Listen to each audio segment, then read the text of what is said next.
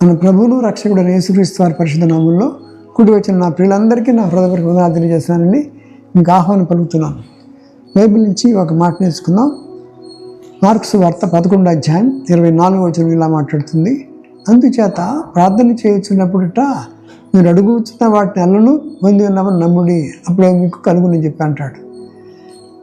ఎంత చక్కటి మాట అంటే, విశ్వాసంతో విశ్వాసం లేకుండా దేవునికి ఇష్టడై ఉంట అసాధ్యము, దేవుని ఎద్దుకు వచ్చేవాడు అని ఉన్నాడని నీవు తను వెతుకు వారికి బలము దయచేయడం నమ్మను కదా అనే మాట మీద, ఆ మాట మనకి ఎంత బలమైన మాట అంటే, అంత విశ్వాసం తడితే అన్నీ చేయగలడు.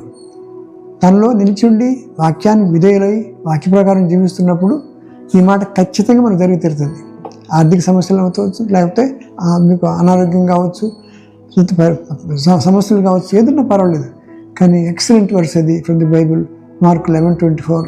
అందుచేత ప్రార్థన చేయుచున్నప్పుడు మీరు అడుగుతున్న వాటిని ఎల్లను పొంది ఉన్నామని నమ్ముడి, అప్పుడు మీకు కలుగునని చెప్పి మాట ఎంత గొప్పదండి. మీరు ఏ సమస్యలు ఉన్నారో, ఏ ఇబ్బందులు ఉన్నారో తెలియదు.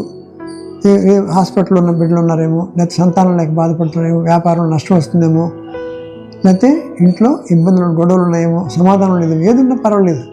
అద్భుత రీతిలో మనం ఈ మాట కనుక పట్టుకుని ఆ వాక్యాన్ని నమ్మితే వాక్య ప్రకారం జరిగి తీరుతుందని నేను మీతో మనం చేస్తున్నాం. దేవుడు వాక్యమును దీవించుగాక. Thank you very much. God bless you. చిన్న ప్రార్థన చేసుకుందాం. ప్రేమ గల తండ్రి, మీ చిన్న లేఖను బాగా అనిపిస్తుంది. లవన్ ప్రభు, మా జీవితాల్లో మేమంత గట్టిగా నిలవలేకపోతున్నాం. సహితమైన ప్రార్థన రోగిని స్వస్థపడుతుందని చెప్పి అన్నావు. విశ్వాసం లేకుండా దేవునికి ఇష్టం అంటే అసాధ్యమని అంటున్నారు. కాబట్టి విశ్వాసంతో మేము ముందుకెళ్ళే భాగ్యం దయచేసి అనుదినమే వాక్యం ధ్యానించుకుంటూ వాక్యములు మా జీవితాన్ని ఎదుగుంటూ ముందు కొనసాగటం మీ కొరకు మాకు కనపరచమని యేసుక్రీస్తు వారి పరిశుద్ధ నామములో అడిగి వేడుకుంటున్నాం తండ్రి. ఆమేన్. Thank you very much. God bless you.